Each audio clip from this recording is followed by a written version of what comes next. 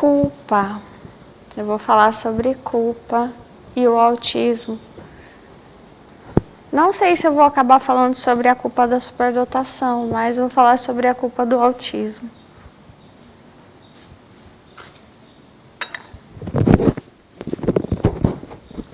Eu sou Melissa, tenho 44 anos, até ia dizer que também não importa o meu nome, minha idade, nada disso, porque o que eu quero mostrar para vocês é que eu posso ser uma história entre milhões de histórias como a minha. Nós estamos perdidos no meio de vocês, os normais, nos culpando o tempo inteiro por ter nascido, por ter sobrevivido, pelo modo como sentimos, pelo modo como somos, sobre o que queremos, o que nos faz felizes, o que nos causa angústia, e a gente tem que esconder tudo isso. É uma culpa atrás da outra, eu sempre sinto muita culpa por tudo. Culpa pelas coisas ruins, culpa pelas coisas boas. Eu nem sei onde começa a culpa e onde termina. E não preciso ter culpa de fato, é um sentimento, fantasma, que me acompanha a vida toda. Mas eu vou dizer que eu sou Melissa, tenho 44 anos, eu sou autista nível suporte 1, eu sou superdotada também, graças a Deus, que ela me ajuda muito. Eu sou mãe solo, eu sou artista, sou escritora, uma mensageira, tenho 7 obras publicadas. Sou vegana, amo os animais, desde dezembro, é uma coisa que eu estou construindo ainda. Esse é meu novo jeito de ver as coisas.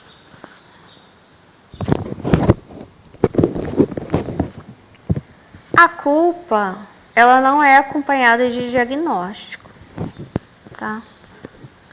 As pessoas estão sempre preocupadas com uma cadeira que você ocupa, um nome que você usa, uma palavra, um diagnóstico, porque isso afronta elas. Só que os sentimentos e a verdade não as afrontam, que é muito estranho. Sabe assim? Quando eu falo da culpa, eu não estou falando do diagnóstico. Eu estou falando da verdade que me acompanha a vida toda. E que a verdade ela não precisa de diagnóstico, mas é muito bom quando a gente se reconhece e pode aprender a lutar pela própria vida.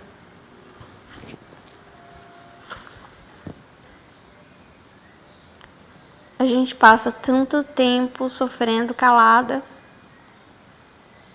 Aí quando você consegue um diagnóstico, meu Deus, as pessoas começam a falar de você de todas as formas. Que é uma mentira, que você tá dando um golpe, que você tá querendo se aproveitar, que você tá dando uma de vítima. Uma hora as pessoas dizem que você tá dando uma de vítima, outra hora elas dizem que você tá se achando superior às outras. Quando eu falo de superior, é claro que elas estão falando da superdotação, que é um pecado, que você não pode ser diferente das outras.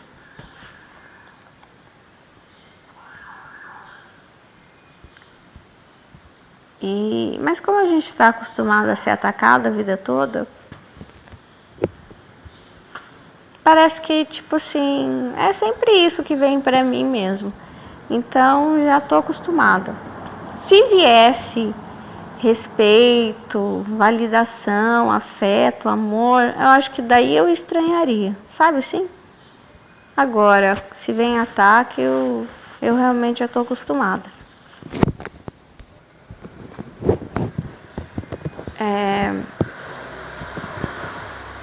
Eu tô sendo bem sincera, quero ser o mais sincera possível.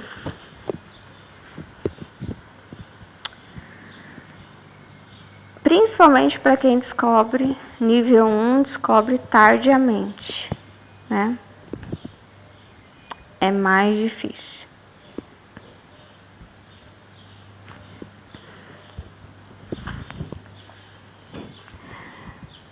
Tem um negócio que eu não sei, porque assim, eu sou cristã, não disse, né? Só que eu sou uma cristã diferente, eu não tô apegada à palavra, à Bíblia. Então eu tenho contato com Deus direto, que é aquele contato que Miriam teve, né? E que ela foi castigada. Ela teve um contato com Deus, na verdade ela usou desse contato com Deus para proteger o Moisés, quando ele era pequeno. Enquanto o contato com Deus favorecia ele, para ele estava tudo bem. Mas quando ela começou a parecer querer ser uma líder, alguma coisa que o dava medo de perder o cargo dele, o lugar dele, aí ele jogou uma praga contra ela. Porque é Miriam que o ajuda quando ele era bebezinho, né? Que é parecido com a história que eu falei para vocês de Caim e Abel, né? Caim, ele é castigado, por quê? Por não matar ovelhinhas. Porque ele não quer matar ovelhinhas. Ele quer ser vegano. Ele quer trabalhar só com a terra. É isso que ele quer oferecer para Deus, os frutos da mansidão. O problema é quando você passa a ser exceção. O problema não é quem você é, o problema é quem você é no lugar onde você está. Você entende isso?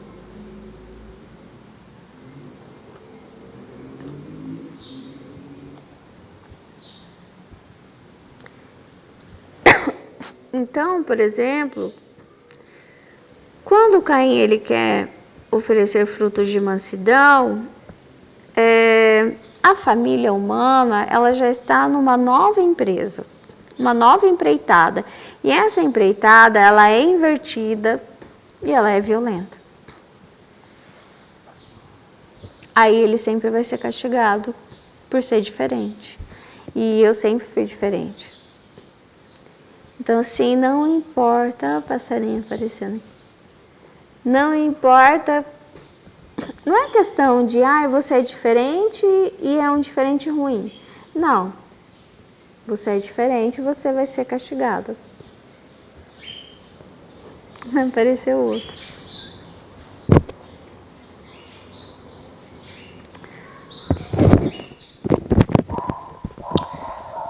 Muitas vezes, vou dizer como que eu me senti, e como eu estou me sentindo agora, me ajuda bastante.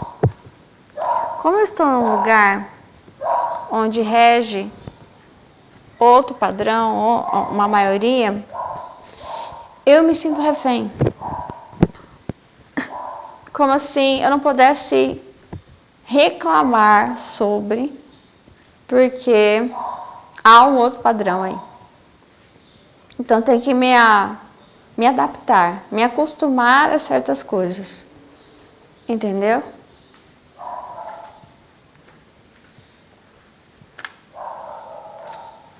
Por exemplo,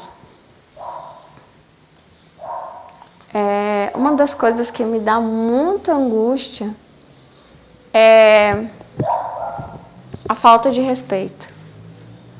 Então as pessoas... e eu me vejo nessa situação agora mesmo.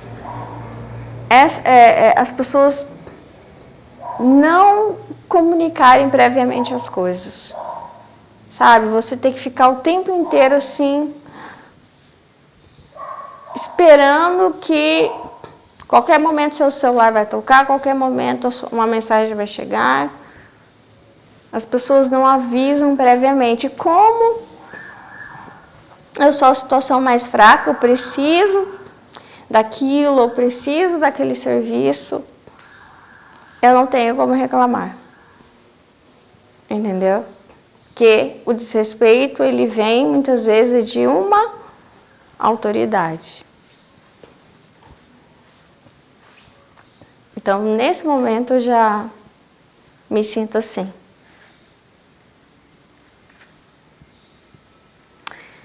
E quando esse aviso, por exemplo, né? Eu estou falando da culpa desse... o padrão é assim, né? Eu levo a culpa, né? Então, as pessoas, elas não têm respeito, né?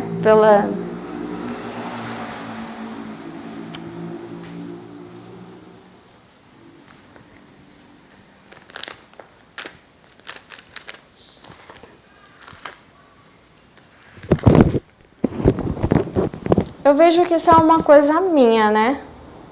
Eu tô falando isso porque isso me angustia bastante, né?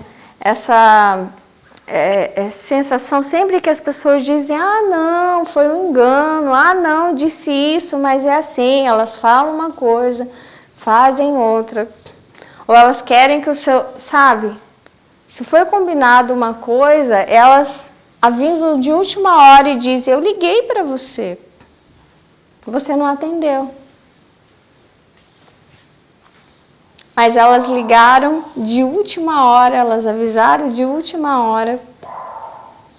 Ou elas dão uma palavra, elas mudam a palavra delas e elas que dizem que é tudo pela palavra. Né? Tudo palavras dadas, contratos, enfim. E elas não cumprem palavras. Então, assim, às vezes eu fico bem confusa sobre o que as pessoas querem, o que as pessoas sabem. Parece que é um jogo. E eu tô no meio, sou o João Bobo. E as pessoas estão jogando bola uma para a outra. E eu tenho que se adapta. É assim, qualquer momento, vá lá, um desrespeito, uma incongruência. Sabe? E eu sou cristã, então assim, que eu tive contato com a Bíblia foi na catequese. Então fiz 2 anos de catequese e na época, sinceramente, eu não vi incongruência nenhuma. Mas depois que eu li a primeira vez a Bíblia inteira, eu já vi incongruência. Depois que eu li a segunda, mais. E quanto mais eu leio, mais incongruência. A única coisa que restou para mim foi Jesus. Mais nada. Aliás, eu tive uma experiência com ele, não o vi. Mas ele, sem aparecer, só de eu falar o nome dele, já me salvou do diabo. Então, falar de Jesus nunca me trouxe culpa de ser quem eu era. A experiência que eu tive com Deus, na situação do pós-parto, que eu tive hemorragia, não me trouxe culpa. Deus nunca me culpou por eu ser quem eu era, por eu ser autista, ou por eu ser superdotada. Foram as pessoas que colocaram culpa em mim. Para falar a verdade, ele nunca nem me culpou por eu ver incongruências na Bíblia. Foram as pessoas que muitas vezes talvez pudessem me culpar. Mas ele não.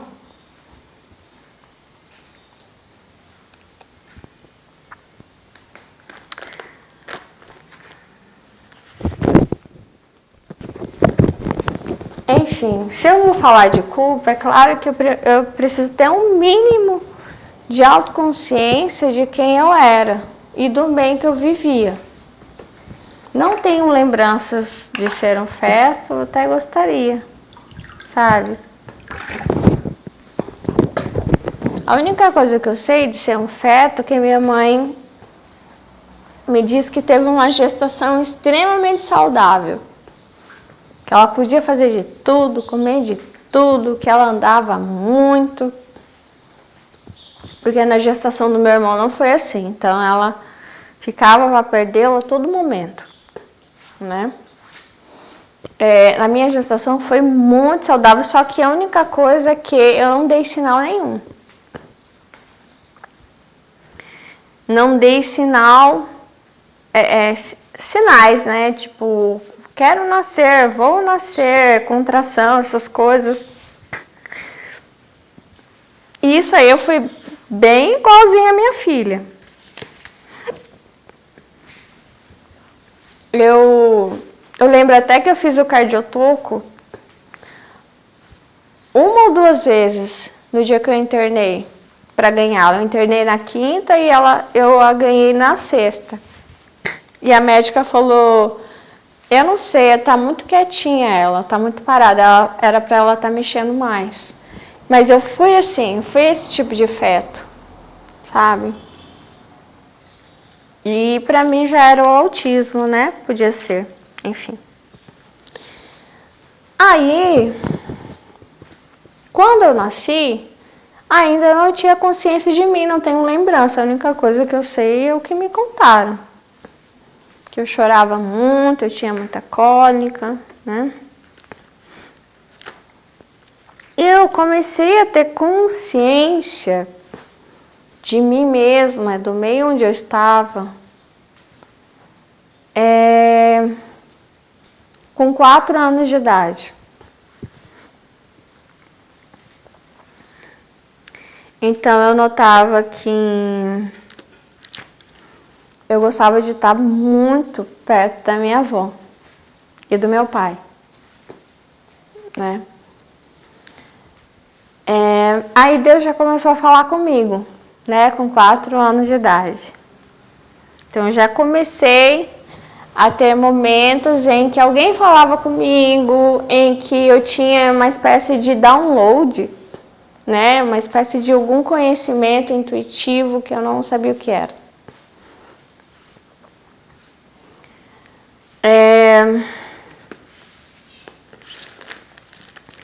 E eu gostava que as pessoas falassem comigo como se eu fosse uma pessoa adulta.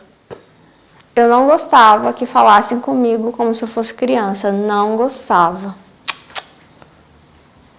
Com 4 anos de idade, 4, 5, por aí, brincando ali no quintal da minha avó, eu soube de uma história de uma mulher que sofria violência doméstica e umas coisas horríveis.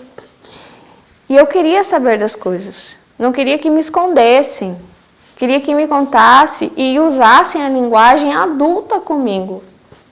Eu não queria que usassem uma linguagem infantil, uma linguagem... Ai, como que dizem hoje? Então, eu não queria essa linguagem. Eu me considerava suficientemente madura para que você me contasse qualquer coisa que você vier me contar. A partir dos 4, eu tive minha autoconsciência e eu sabia que a partir daquele momento que foi o primeiro contato com Deus na sala da casa da minha avó, me fale qualquer coisa que eu estou preparada. Mas me fale como se eu fosse uma pessoa adulta. Não me trate como criança. Eu não sou uma criança.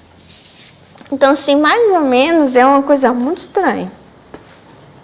Eu não sei explicar o que é isso. Não, eu sabia que eu era criança, claro que eu queria brincar, eu só pensava em brincar, tanto que aos 9 anos de idade, os homens, eu percebo que os homens, eles começam a me olhar diferente, com malícia e sentem atração física por mim.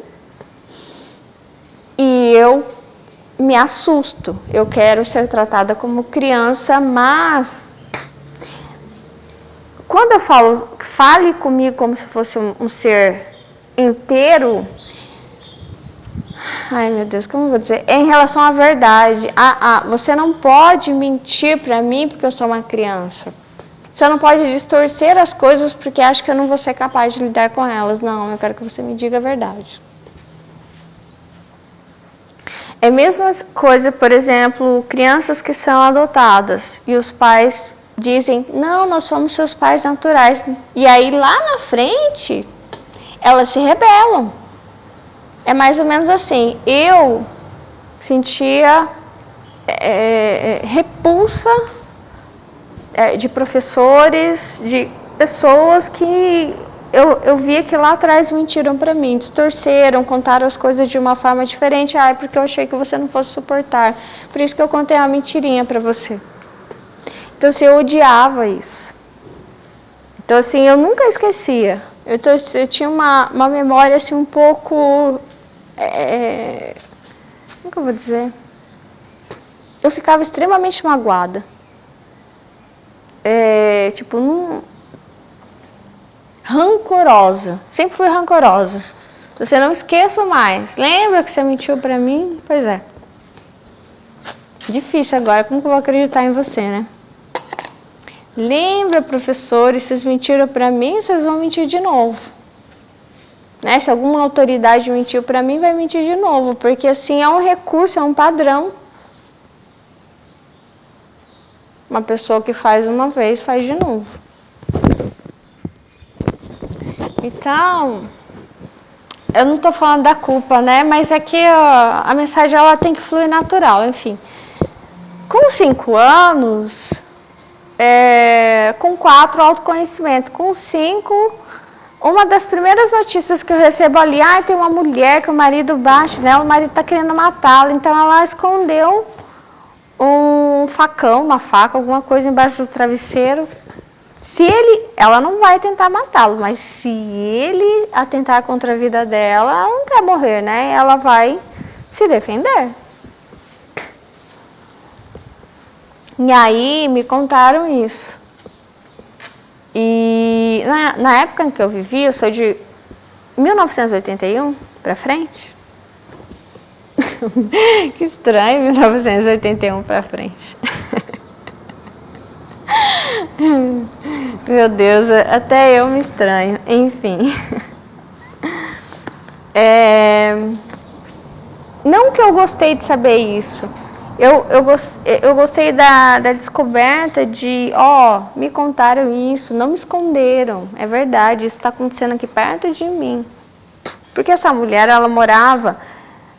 minha avó morava numa casa enorme.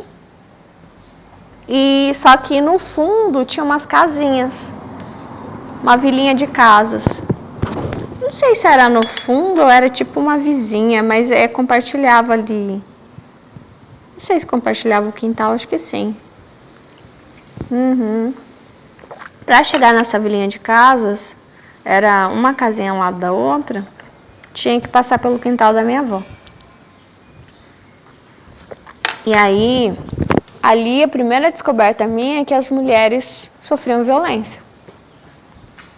E eu fui bem madura ali, sabe? Eu não fiquei assim, uau, não sei. Eu queria saber das coisas.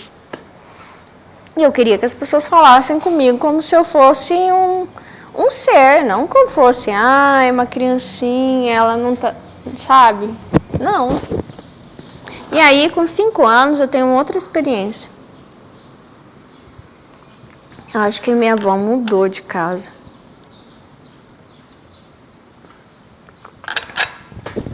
Aí eu lembro que eu ficava lá os finais de semana, porque às vezes minha mãe viajava bastante com meu pai para São Paulo. Meus pais tinham loja, né?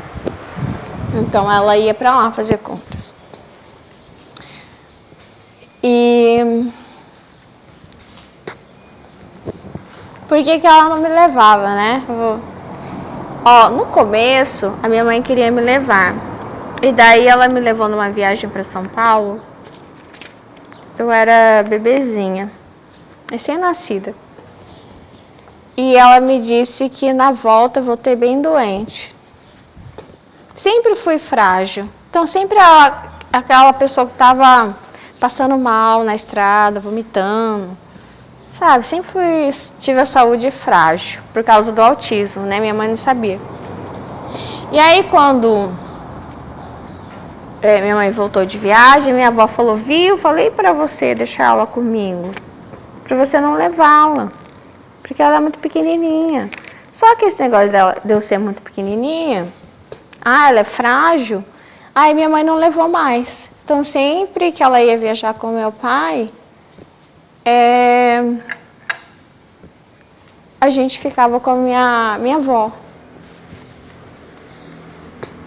Ó, os passarinhos cantando. E aí eu fiz eu ia pro boliche com a minha tia. Era tarde, a gente ia comprar alguma coisa para lanchar, né? Eu acho que eu pedi para ela Coca-Cola, já contei essa história aqui para vocês. E naquele momento, a minha tia vinha conversando comigo, muitas vezes ela fazia isso. Ela conversava comigo como se eu fosse um ser completo. Não conversava comigo como se eu fosse uma criança. E eu gostava disso. Eu sou um ser completo, né? Eu sou sei lá, não sou um ser em formação. E é estranho isso. De onde que eu tirei isso? Não sei, com 4 anos eu tive meu autoconhecimento e eu sabia que eu trouxe alguma coisa de algum lugar, que eu acho que é da superdotação, essa estrela branca, né? E que eu queria saber das coisas. E se eu soubesse de algo, tinha que ser verdade, né? Não podia ser mentira, porque eu não tô aqui para perder tempo. Então, mais ou menos assim que eu sentia. Primeiro, eu já não tô num lugar bom. Esse lugar é invertido. Se eu ficar perdendo tempo com mentiras, não faz sentido de eu estar sofrendo aqui, entendeu? Porque aqui é sofrimento. É o lugar de sofrimento, é a terra. E aí ela me falou, eu devo ter pedido para ela, tia, eu quero Coca-Cola. E ela me contou que ela tinha lido uma pesquisa, ela viu na TV que a Coca-Cola fazia mal. E aí eu fiquei assim, sério? Então eu não vou mais tomar Coca-Cola. Então acho que a gente foi no boliche e não comprou Coca-Cola. Eu acho que ela tinha parado de tomar Coca-Cola também. E pra vida toda sempre vou ter mais ou menos esse comportamento, né? Quero saber a verdade, quero lidar com ela e quero que, na infância, né, queria que as aulas fossem dadas para mim, por exemplo, de história, como se eu já fosse adulta. Não queria que falassem comigo numa linguagem infantil. Enfim, eu sei que só por isso, só desses primeiros anos aí, da primeira infância, eu já fui bem estranha. Só que, com 4 anos, quando eu tive autoconsciência, eu não senti culpa. Eu senti bem. Eu não sei onde é que tá a culpa, eu preciso procurar ela. Pra dizer pra ela, né?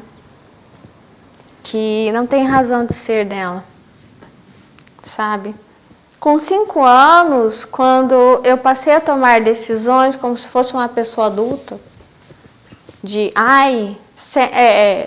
5 anos, não, com 5 anos, quando recebia notícias graves de, tem uma mulher que sofre violência e não sei o quê, e eu lidava de forma madura com aquilo, eu não senti culpa.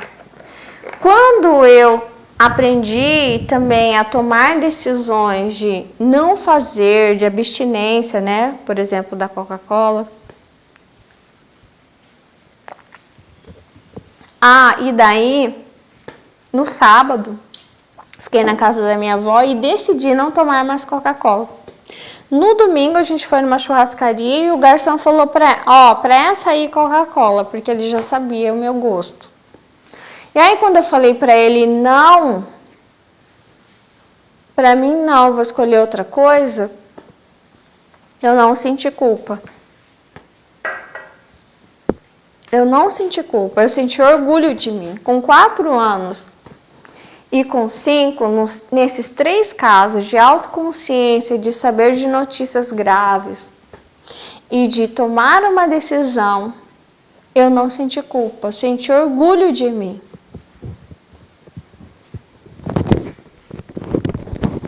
Mas eu acho que em algum momento a culpa me encontrou e me oprimiu, sim. E talvez para sempre. Mas eu preciso encontrá-la.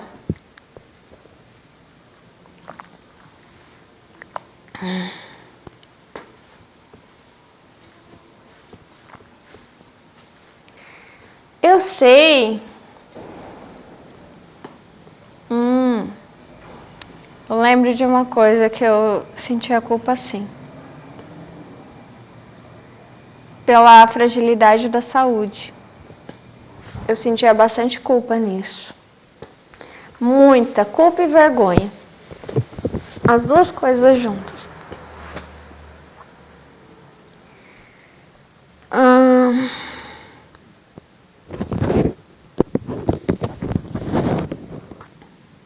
Acho que eu não deveria estar gravando esse áudio. Mas... enfim...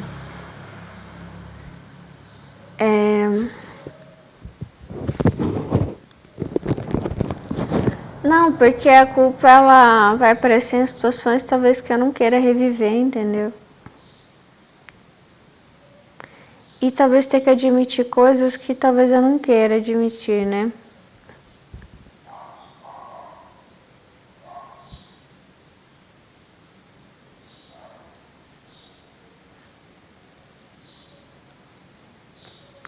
Eu não gostava de comer e então esse foi um dos primeiros problemas que apareceu pra mim. Do autismo, ela não gosta de comer. Então sempre envolvi as pessoas, ela não gosta de comer, ela tem que comer, ela não gosta de comer. Né? Ela não gosta. Ela passa mal, ela desmaia. Sempre isso. E eu me sentia culpada por não gostar de comer e por estar sempre passando mal. Sempre dando trabalho para os meus pais. E eu sempre tenho a memória que eu amava meu pai perto de mim. Que meu pai sempre me levava no colo. Quando eu adentrava, a gente ia numa clínica particular de um pediatra. Eu ficava sempre no colo do meu pai. Era sempre com ele. Que mais estranho que não era com a minha mãe. E aí tem coisas que é difícil para mim admitir, porque, por exemplo, eu era muito pequenininha, mas muito pequenininha. Muito magrinha. E eu sempre achei minha mãe muito grande. E eu tinha medo dela. A minha mãe ela nunca bateu em mim. Mas só da presença dela, eu ficava muitas vezes com medo. E não sei porque eu achava ela tão grande. Não sei se é porque eu era pequena. E a minha mãe, ela não gostava que eu era pequena. E eu não gostava que ela era grande. Então o autismo é mais ou menos isso. Eu comecei a perceber, uma das coisas que é para mim difícil de admitir é o seguinte. Eu comecei a ver todos os neurotípicos como uma réplica da minha mãe. Então, para mim, eles eram gigantes, que eu não sabia lidar com eles, e mesmo que eles não me batessem, eu morria de medo deles. Então não adianta. Eu estava com medo deles o tempo inteiro. Assim como eu tinha medo da minha mãe. Minha mãe, ela não me batia porque eu não fazia nada. Eu era uma pessoa sem boca. Sabe a pessoa sem boca? Então eu era assim. Então eu sempre fui assim. Então eu não fazia arte, brincava pouco com os meus brinquedos. Eu lembro que uma vez eu ganhei estojo de canetinhas. Minha filha ganhou esses tempos um estojo desse. E pensando bem, eu brinquei pouco com ele. A vida toda eu tive a memória que o meu irmão pegou aquele estojo e derramou a tinta nas minhas bonecas. Mas eu não brincava com ele, não brincava com os meus brinquedos. Eu estava sempre quieta no canto, calada. E aí outro dia eu pensei, meu Deus, ainda bem que ele brincou, sabe? Porque eu não brincava com os meus brinquedos. Que bom que teve alguém que brincou, um irmão que brincou, né? Que mesmo que destruiu, mas que bom, porque eu vejo minha filha. Ela é muito assim, ela brinca mesmo, ela derrama, ela mancha, ela derruba, ela... E eu não, eu tava sempre assim, parecia uma criança adulta, sabe? Eu era assim, muito estranha. Muito quieta, calada. E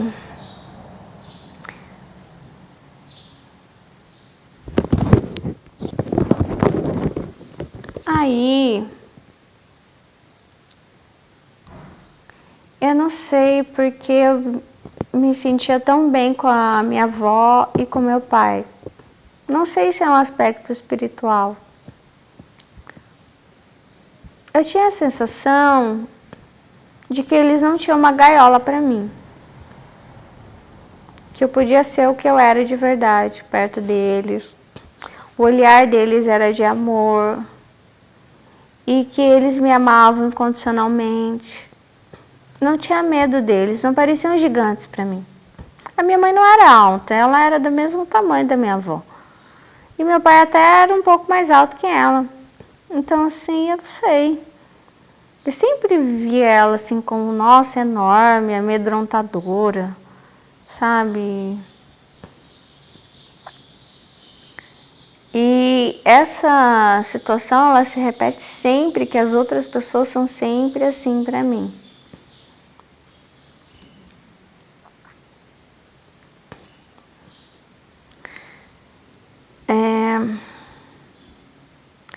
Então, eu tinha esse sentimento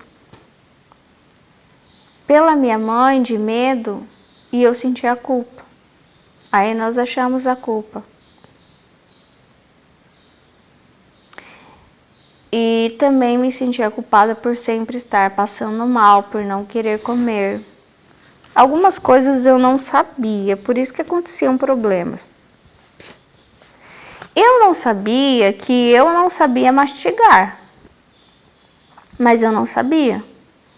Então, assim, muitas coisas que as outras pessoas sabiam, eu não sabia. Ninguém, eu não lembro de ter ensinado minha filha a mastigar. Ela aprendeu naturalmente, intuitivamente, primitivamente, enfim, né? Muitas coisas a gente vai aprendendo assim. Eu não aprendi. Então eu chupava comida e cuspia e vivia doente, porque eu tinha que engolir os alimentos. E minha mãe não sabia que ela tinha que me ensinar a mastigar, senão eu não saberia. E um dia eu estava sentada na mesa da cozinha da casa da minha avó. Muitas coisas acontecem nas casas da minha avó. Uma prima falou, Melissa, tô vendo que você não sabe mastigar. Ela me ensinou a mastigar. Daí pra frente, parei de ser internada. Minha mãe nunca soube. Por que essa guria parou de ser internada? Foi por causa da... Minha mãe estava viajando, provavelmente São Paulo também. Porque eu lembro daquele dia. Depois que a minha prima me ensinou a mastigar, a gente foi para pro quintal ali da casa da minha avó e a minha tia falou assim, Melissa, vamos ver, coloca a mão na cabeça. Daí eu coloquei a mão na cabeça, ela falou assim, já tá pertinho seu pai e sua mãe. E aí que era assim, né, era uma brincadeira, coloca a mão na cabeça, ih, tá longe, coloca a mão na cabeça, já tá mais perto.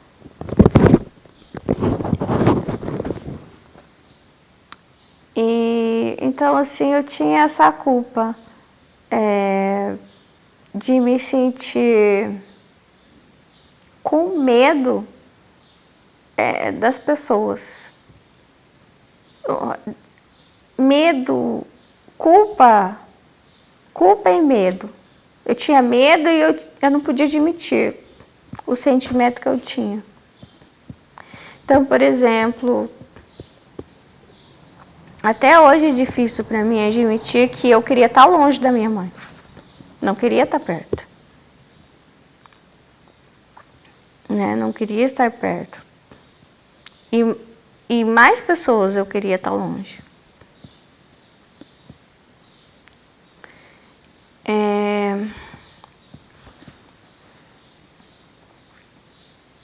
Eu não sabia porque eu tinha que comer. Também é outra coisa. Não sabia porque eu tinha que comer, como se eu tivesse vindo de um lugar onde a gente não comia. Então eu preferia líquidos. Eu sempre preferi, na verdade, o que hoje eu como, frutas, principalmente frutos, frutas e suco. Não fazia mal. Quando eu ia comer a comida, qualquer coisa, tipo assim, às vezes um feijão que ficou de um dia para o outro, já me fazia mal. E quando eu estava passando mal, eu não sabia comunicar. Então, outra coisa, eu não sabia comunicar. Se eu estava com dor, se eu estava passando mal, eu não sabia comunicar. Como se eu tivesse vindo de um lugar onde a comunicação fosse, sei lá, telepática. Então, não sabia. Eu passei anos da minha vida sentindo culpada porque as pessoas me achavam antipática. Porque, na verdade, eu não sabia esse fingimento, para nós é um fingimento. Hoje eu não, claro, hoje eu pratico esse lado social, mas que eu comecei a aprender esse lado social lá perto dos 30 anos. 26, 27, quando eu fui trabalhar no Japão em fábrica. Então, eu não sabia chegar no ambiente, oi, tudo bem? Quer tomar uma água? Não sabia essas coisas, muitas. Não sabia. Não sabia. Então eu sentia culpa também. E eu sentia culpa, tipo, eu não sei o que eu tô fazendo de errado. Ninguém me fala o que é. Eu só tô sendo eu. Então sempre tinha que ser eu. Lembrando que sempre caminhamos na verdade. E as outras espécies, elas não têm o lado social. Elas não fingem, elas não cumprimentam, elas não... Todo o cumprimento delas é uma função natural, tipo a corte, que vai para o acasalamento. Então, assim, não tem isso, né? Então, eu não sabia.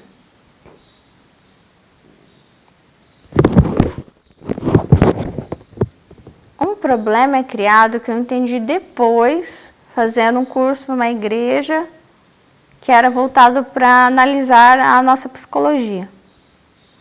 Que quando a minha mãe deixava eu muito com a minha avó, aí foi um problema, né? Porque eu sentia muitas vezes, por exemplo, a minha mãe às vezes ela gostava de tirar um cochilo à tarde. Eu não gostava, nem queria dormir, nem eu, nem meu irmão. Criança não quer dormir à tarde. A gente tinha muita energia, a gente queria brincar. Muitas vezes, se eu quero dormir à tarde, às vezes eu falo, filha, quer dormir com a mamãe? Tá. E a minha filha quer dar a mão. às vezes fica abraçadinha comigo. Eu nunca dei a mão para minha mãe. Nunca fiquei abraçada com a minha mãe. Eu tinha pavor dela. Pelo contrário, eu morria de medo de eu estar acordada, ela dormindo, eu acordar ela, porque ela ia acordar e eu morria de medo dela. Sabe assim, como você acordar uma fera que está dormindo? Você passa bem devagarzinho para não acordar. Minha filha não. Ela vem para mim, ela me abraça, ela fala. Ela não tem esse medo de mim. Só que eu tinha uma coisa pela minha mãe que era respeito. Que às vezes minha filha falha um pouco e eu fico bastante magoada, entendeu?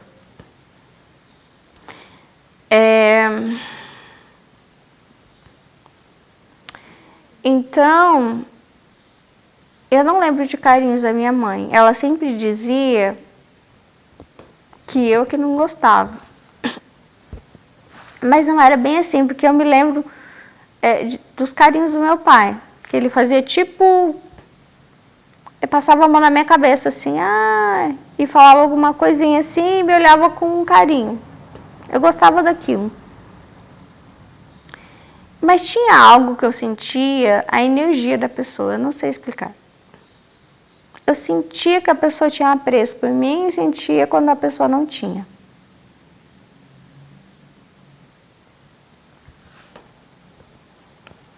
Então, hoje eu estou admitindo que era muito difícil para mim, é muito difícil ainda admitir que eu queria ficar longe das pessoas, da minha mãe, né? Que eu tinha muito medo dela. E...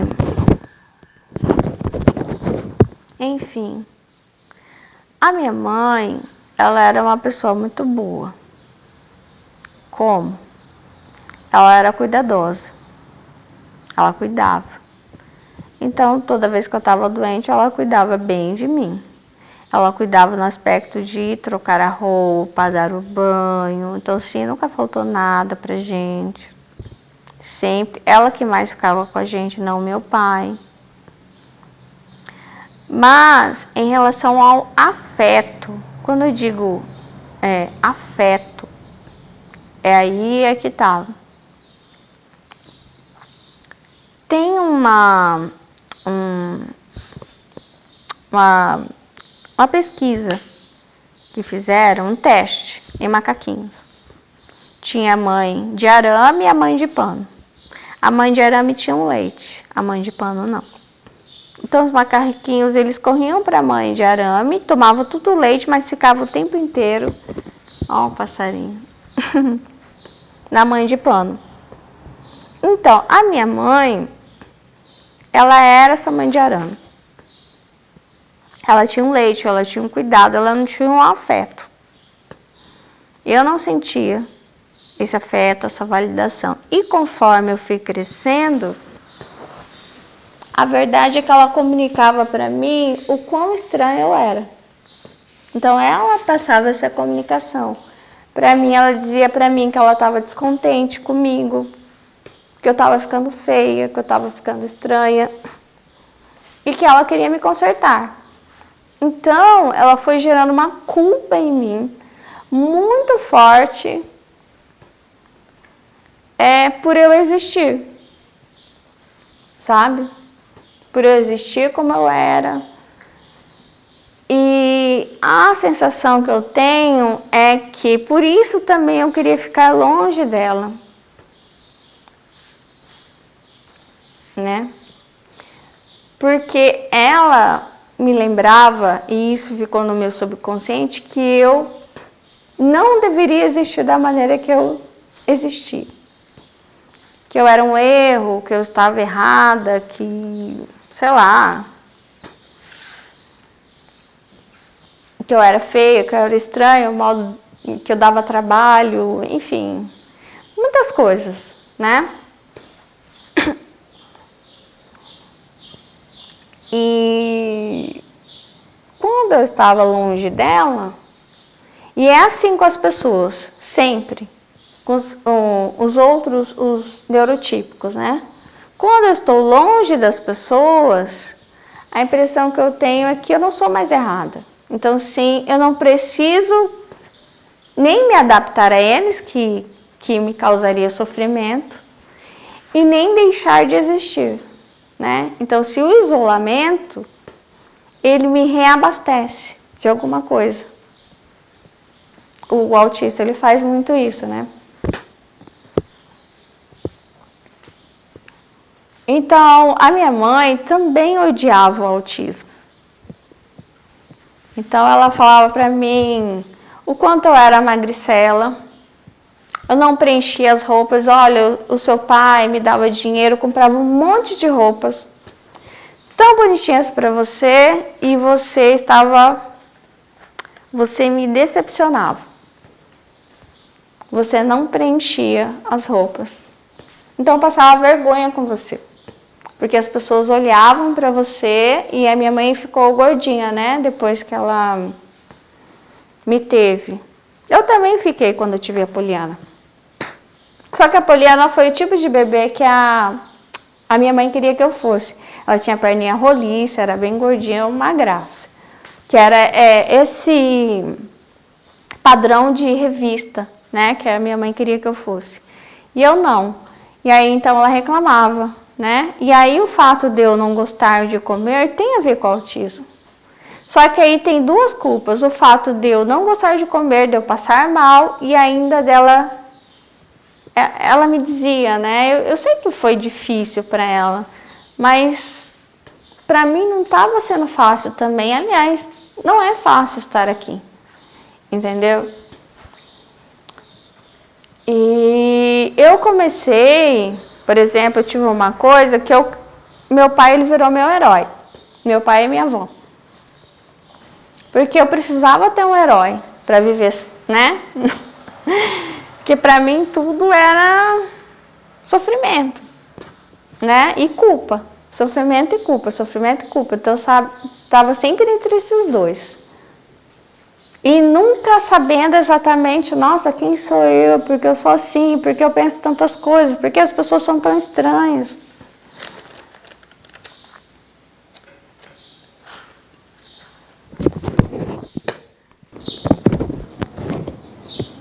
Enfim, então... era bem difícil lidar, sabe? Com essas dificuldades, com essas culpas. Quando eu adentrei no colégio, com 6 anos,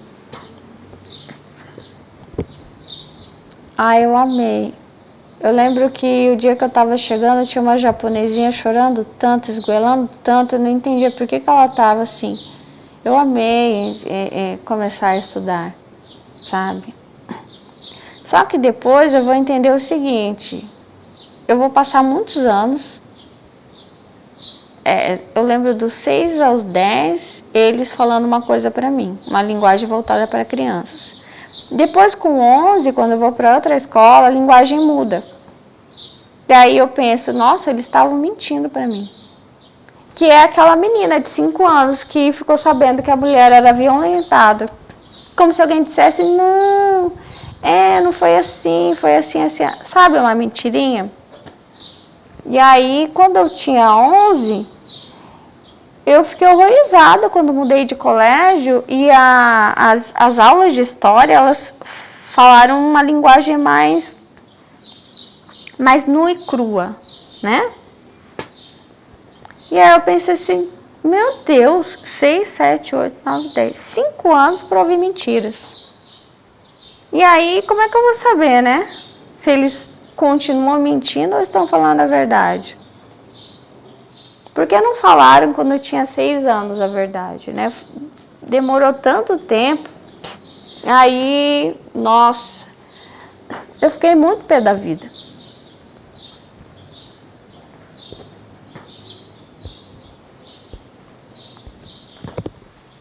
Enfim.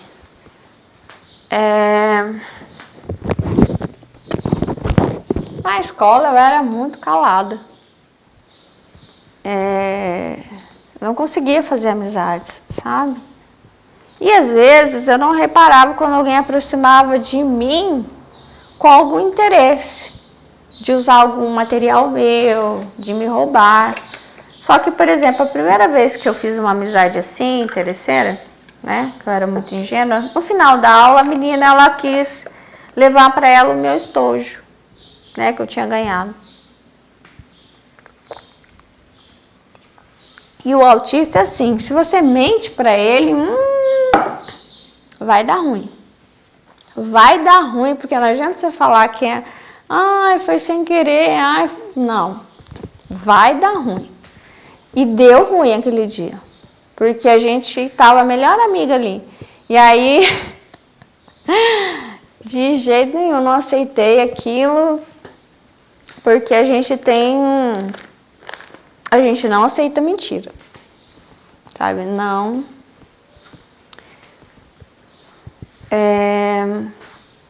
Aí eu vou ficar até aí.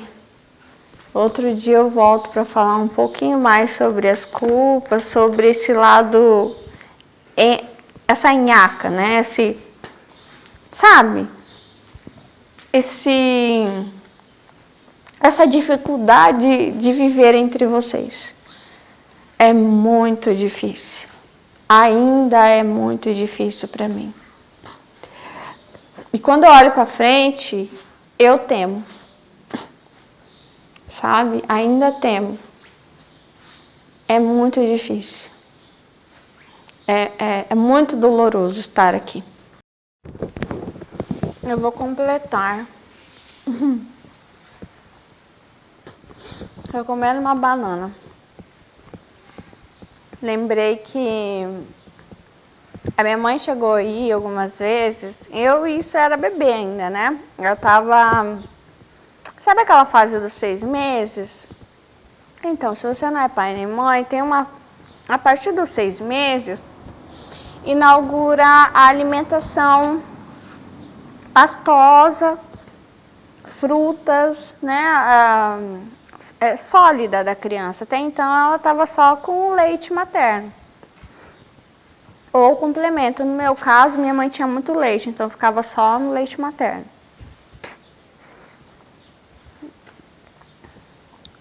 O mais estranho é que o apego da criança à mãe vem muito do aleitamento materno.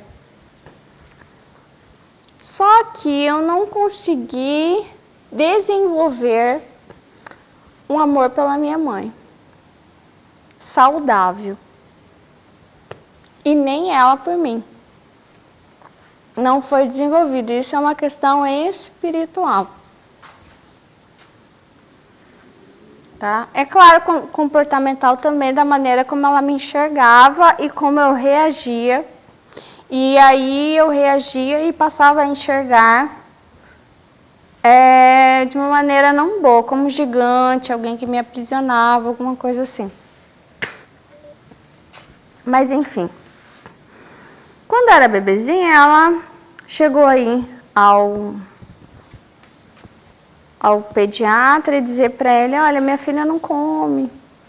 E ele falou, que tal você tirar a semente da banana? A banana tem semente. De repente sua filha não gosta. E ela me contava isso, né? Ela me disse assim, imagina, quem que tira a semente da banana? Enfim, eu como banana normal, não preciso tirar a semente. Não era isso.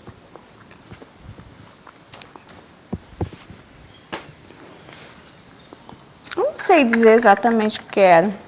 Mas, por exemplo, eu tinha muitos nojos. Que é do autismo. Minha mãe disse, eu tentei te dar mamadeira e chupeta você não quis. Você tinha nojo do bico. E eu me lembro disso. Até acho que a minha memória... Ai, que linda. A arara começou com 2 anos. 2 anos? Eu tenho memórias com 2 anos, brincando, correndo no quintal de casa.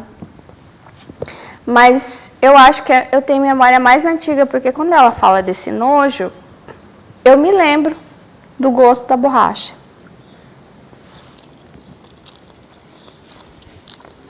Eu me lembro desse nojo do bico artificial.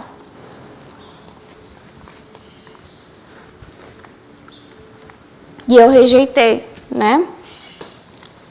E como eu não estava comendo as frutas, a comida que ela oferecia, eu comecei a ficar doente. E eu acho que talvez a culpa já vinha desde aí, de bebezinha, de ficar doente, né? E talvez a culpa já viesse desde aí da maneira como eu me sentia perto da minha mãe.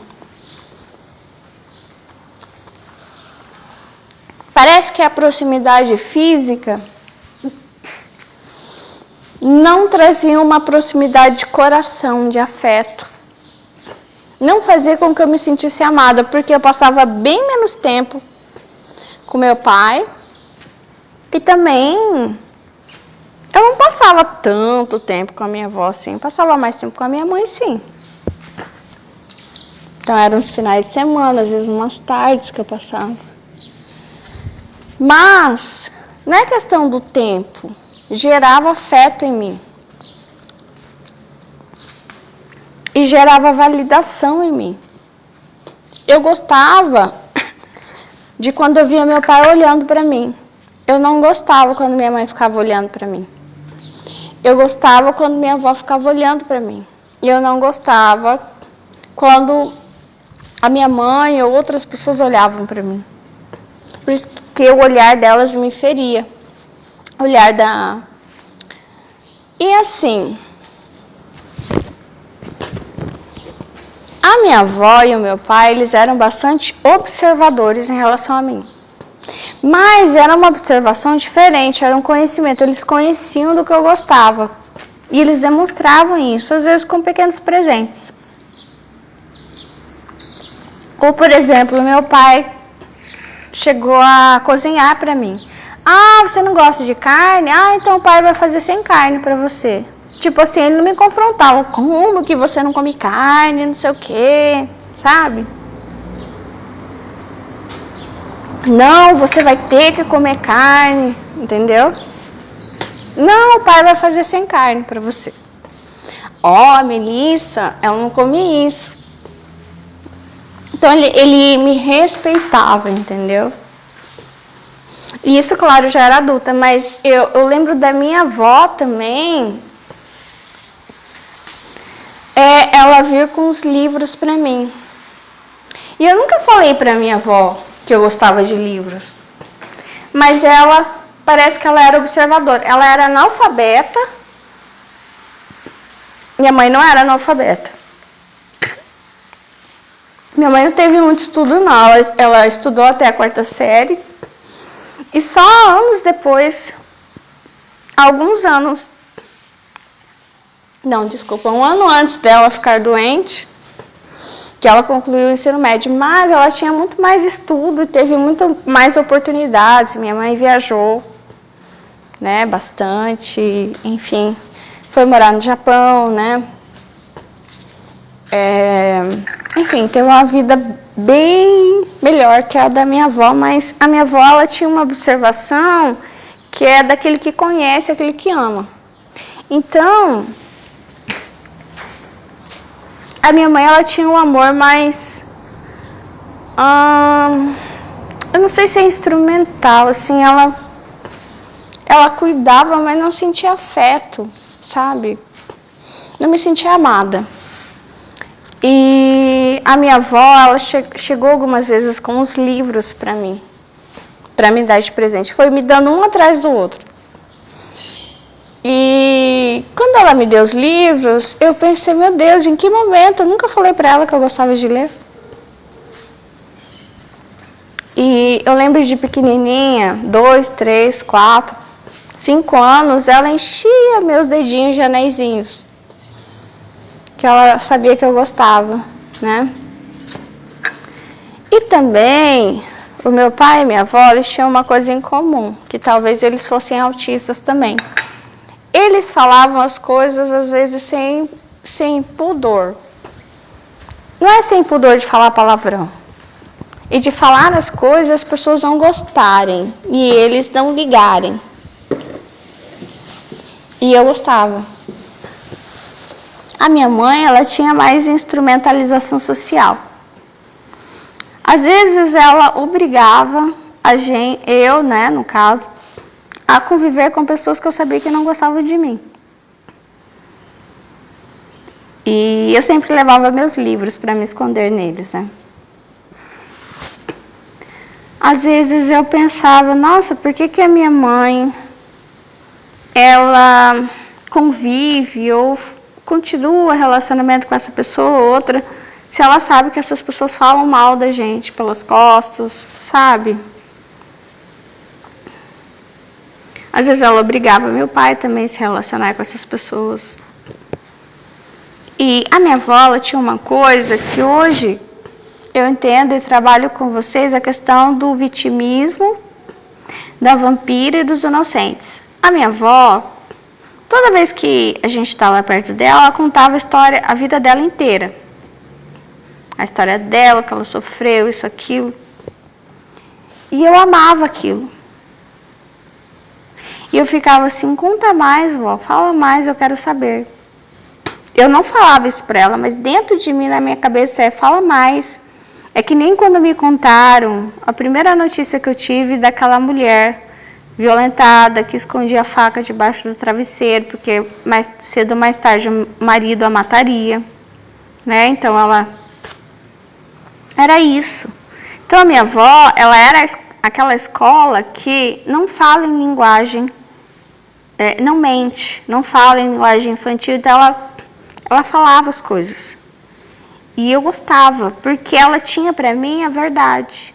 Eu sabia que aquilo que ela estava contando era a história dela, era a biografia dela, era verdade. Entendeu? Sabe quando a pessoa morre e só então vem uma verdade da vida da pessoa? Eu estava vendo a história do Jerry Lewis. Quanta coisa ali, né? Quanta coisa ele sofreu, e muito dele, dos percalços dele, foi por causa da ausência do pai e da mãe. A mãe era pianista, o pai não lembro o que era. Acho que era artista também. Então a mãe preferiu a carreira do que ficar com ele. E aí ele teve problema no casamento, problema com os filhos, vários problemas relacionais lá na frente. Tudo de origem dessa infância mal construída. E que às vezes as pessoas pensam que é só uma família que não tem pai, não tem o pai, não tem a mãe, né, que gera problema. Não, às vezes você tem o pai e a mãe, você tem muito mais problema do que uma criança que não tem o pai ou a mãe. Porque depende de como esses pais se comportam com você, como eles te enxergam, como eles... Não é só como eles te tratam, como eles te enxergam. Sabe? E parece que tá tudo no olhar. A minha avó, não lembro dela dizer eu te amo. Mas todo o ser dela dizia pra mim eu te amo. Também não lembro do meu pai. Não, meu pai falava assim eu te amo. Mas mesmo assim todo o ser dele falava pra mim eu te amo. E o problema é que quando minha mãe começou a me deixar na casa... passarinho. Na casa da minha avó, porque eu não podia acompanhar nas viagens, que eu passava mal, eu passei a amar a minha avó como se ela fosse minha mãe. Então a minha avó roubou o lugar da minha mãe no meu coração. Mas é porque foi mais fácil para minha mãe assim. Talvez ela... Enfim, eu sempre senti que a minha mãe não tinha esse afeto, sabe? Que ela tinha uma expectativa de uma criança na cabeça dela e eu não correspondi, né?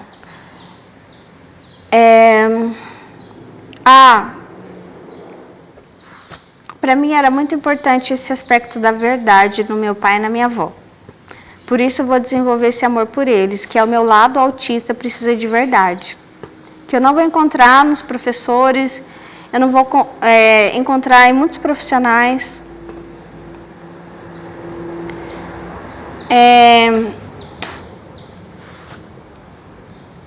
Nos profissionais, por exemplo, é mais ou menos assim. Você tem uma urgência e eles olham para a urgência e eles não atendem a urgência. Assim, todas as escolas, todas as pessoas no mundo inteiro, elas sempre vão agir e se profissionalizar assim. Então, alguns momentos que eu passei, quando eu tinha uma urgência, eu falava, tô passando mal, tô sangrando aqui, sabe? Sabe que eu posso morrer? Eu não vou chamar o médico, por que a gente vai incomodá-lo? Ou a médica dizia, quem é você? Quem você pensa que você é para eu te atender? Ou então alguém abria, eu dizia, esse dente aqui que está doendo. Eu não vou abrir ele, vou abrir o do lado que não está doendo. Não, mas é esse que está doendo. Não, mas esse eu não vou abrir. Então, assim, eu sempre tinha essa sensação de mentira. Com meu pai e minha avó, não. Sempre era a sensação de verdade. Entendeu? E parece que sempre eu estava no mundo de mentirinha. Então era mentira por todo lado. Então, uma das coisas que vê também, quando eu descobri que a Bíblia, ao ser traduzida, eles trocaram muitos termos. Como, por exemplo, Maria era virgem. Não, Maria era moça, era jovem. E muitos termos ali trocados, né, pelos copistas. E aí eu não sentia confiança. E nunca senti confiança, na verdade, até hoje.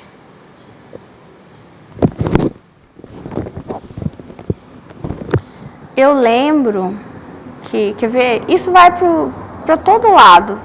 Ângulo relacional, quer ver? Tive um relacionamento, eu falava o namoro inteiro. Se uma hora você se apaixonar por outra pessoa e de repente não me quiser mais, por favor, me diga, me fale. Não me traia. Não minta para mim. Mas exatamente o que a pessoa fez. Me traiu, escondeu. Né? E durante o relacionamento, se eu tinha algum problema, igual eu lembro que no meio do relacionamento, eu lembro que eu deixei, como era um relacionamento muito longo, chegou a quase 8 anos, eu deixei de gostar dele. Então, eu não queria mais continuar com aquele relacionamento. E eu cheguei nele e falei, não gosto mais de você, não sinto mais nada por você. E outras coisas mais. E tá. Mas quando foi a vez dele me falar alguma coisa, ele não falou, ele escondeu. Então sempre, pra mim a verdade, eu sempre senti no mundo que as pessoas estavam mentindo o tempo inteiro. E isso vai pro lado profissional também, né? Então, às vezes, né, por exemplo, eu vendi algo para alguém e a pessoa me disse, eu pensei que era um presente para mim. E aí eu falei, mas como assim? Eu falei para você o preço, como que é um presente? Se eu falei para você que o livro era R$70, como que podia ser um presente?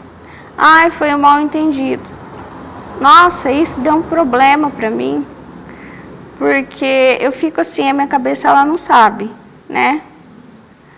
E às vezes eu tenho uma ideia de que a pessoa é uma boa pessoa, entendeu? Às vezes porque é um cristão também, isso, aquilo. E isso gera um caos na minha mente.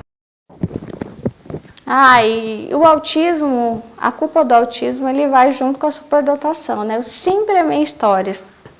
Então, por isso, eu sempre amei quando as pessoas me contavam alguma coisa era verdade. Eu amava história, estudar história na escola.